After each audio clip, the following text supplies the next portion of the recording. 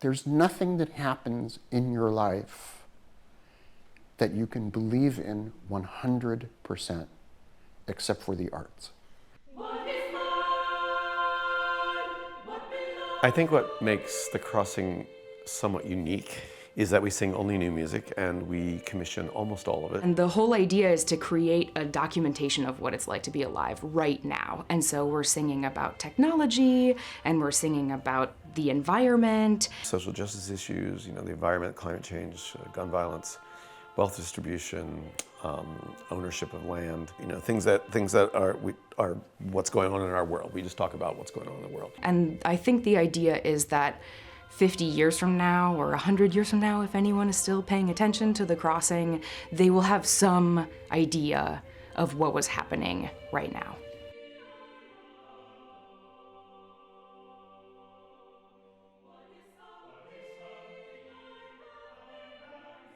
He's probably the closest thing to a genius I know. He's got ideas that we haven't even thought about yet. And he's not only got them, he's putting them into play. So this is a very happy circumstance because he's coming here with a University of Iowa alum. I'm really happy to be here working with The Crossing. The Crossing is an amazing group of virtuosic singers, a community of people who have come together for the last 20 years specifically to make new things sung together in a way that no one else can sing them. What distinguishes them, I think, is the literature. And they have the capacity to sing any color you want, any vibrato you want, any range. It's that open-ended to a certain extent. The standard is very high. So being at the University of Iowa, where this community has gone like, okay, we're gonna have a residency, we know how to do that, and we're gonna stop, and we're gonna focus, right? Like we have these people here who know some stuff. And so we've really gotten to work, and we've gotten to work with Kantorei, and it's been great. And they are fantastic. Like there's a malleability in the way in which they sing, which is really beautiful. And so it took 10 minutes for our singers and the Kantorei singers to kind of go like, oh, well, we're all riding the same waves and falling into the same crests at the same time.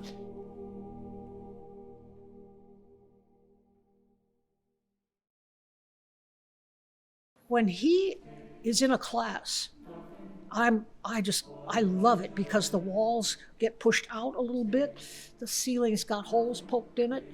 The other kids in the class are sort of, what do you have to say about this, Donald? And then when he says what he says, they say, well, I don't think that's right. And there's a real discussion that is possible because he'll take a far out kind of a view. Honestly, what does a school of music exist for, right? It's like to try to give people the skills so they can learn how to be expressive. You need technique to express, you just do. One thing that was really great when I came here as a student was how connected the School of Music was to the larger musical universe. It really had the sense that students came here to connect with a larger musical world. And that was really exciting for me. So after the recital last night, I had a student come up to me to say, like, any chance we could have coffee? I'm like, yes. This is it. This is the cool thing that, like, yes, you can. You can have access to me while I'm here. And I think that's really important for what the Crossing can bring when we're in residence here. I saw a poor man. I saw a poor man. I saw a poor man. About 6 or 7 years ago, Anika Kildegaard walked in the room and we're like, oh, where'd you come from? I flew in from the Midwest and I just really dig what you do and I want to audition for you. And like, okay, show us what you got, And it actually was maybe 4 weeks later that I got an email saying, hey, would you join us this summer for a summer project? And then one thing led to another, and a year later, they invited me to be one of the core members on their roster. And lots of times when somebody walks out the door, John, the collaborative pianist, and I go like, that's a good singer. It's not for us, but it's a good singer, And that Anika walked out the door and we went, yep. Okay, we're gonna have to find a place for that. The point isn't really the accolades. The accolades are nice, and I'm really glad that people are paying attention to the art that we're making. But I think I don't know, the reason that I do it is because it is scary to be alive in the world right now, and I really feel like the place where I find the most balm is sitting next to my colleagues and making art about it. But I think one thing that I'm really in search of are the few people in the world where I feel like I understand them and they understand me. And so when I set a text for the crossing, I know that Donald knows exactly how long the syllables are supposed to be. I know exactly how the phrasing is going to work. I know that he knows how to make my music make sense. And I think that's really what I'm in pursuit of, is just like the 4 or 5 people around the world that I love. And I really am sure that with Donald, that's one of the people that I found. We decided that it's time to have a full concert-length piece from him.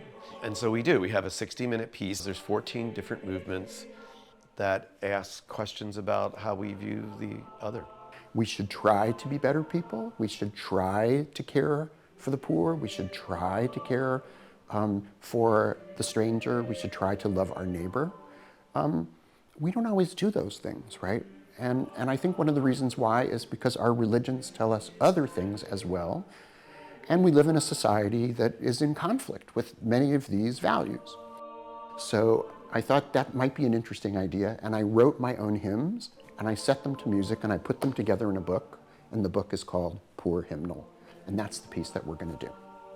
David Lang's music is really meditative, and I think right now in this kind of like attention economy, it's an incredible moment to relax into a message about how we can take care of one another better. And so for me, I think the value of the arts is to imagine a place where there's something that you can do, there's something where you can say, this is an action which is uncompromised, which I can commit myself to 100%. Incredible players, incredible dancers, incredible thinkers and makers and doers.